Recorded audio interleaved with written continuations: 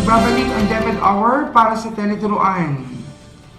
Ngayong gabi ay tatampok natin ang unang module ng Grade 7 sa asignaturang Mathematics para sa Season 7. Sa module po ito ay makakasama natin bilang teacher presenter si Richard Galang ng Marciano del Rosario Memorial National High School na tatalakay sa aralin tungkol sa adding integers. Halina makinig, manood at matuto sa ating Tele-Turuan. Good evening everyone, this is Sir Galang and I'm here to teach you how to add integers. But before that, we will review first the definition of integers and the absolute value of integers. So integers are numbers composed of whole numbers and their opposites. We have positive integers, negative integers, and the zero. These numbers are called integers. So every integer has an absolute value.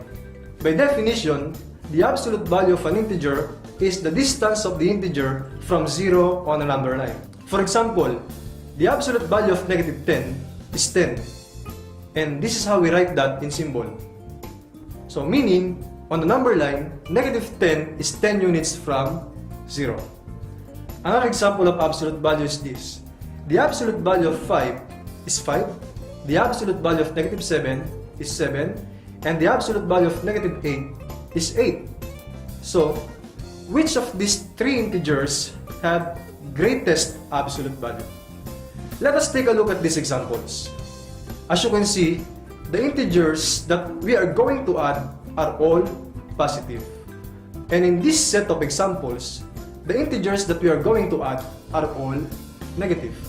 So how do we add integers that are all positive and that are all negative? Let us add this set of examples. We have 10 plus 9, 5 plus 4 plus 7, and 10 plus 12 plus 14. As you can see, we are adding positive integers. So we will just add them the way we add whole numbers. 10 plus 9 is equal to 19, 5 plus 4 plus 7 is equal to 16, and 10 plus 12 plus 14 is equal to 36. How about this set of examples? The numbers that we are going to add are all negative. In adding negative integers, we add their absolute values and the sign of the sum is always negative. For example, negative 10 plus negative 9.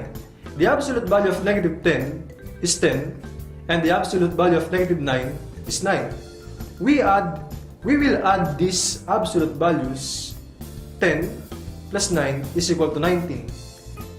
The sum is always negative since we are adding negative integers. So the answer is negative 19. Example number 2. Negative 5 plus negative 4 plus negative 7. The absolute value of negative 5 is 5. The absolute value of negative 4 is 4. And the absolute value of negative 7 is 7. Adding these absolute values will give us 16. The sign of 16 must be a negative. So we have negative 16. Since we are adding negative numbers, again, the sum is always negative. Okay, how about the third example? Negative 10 plus negative 12 plus negative 14. So we have 36 as the sum of their absolute values.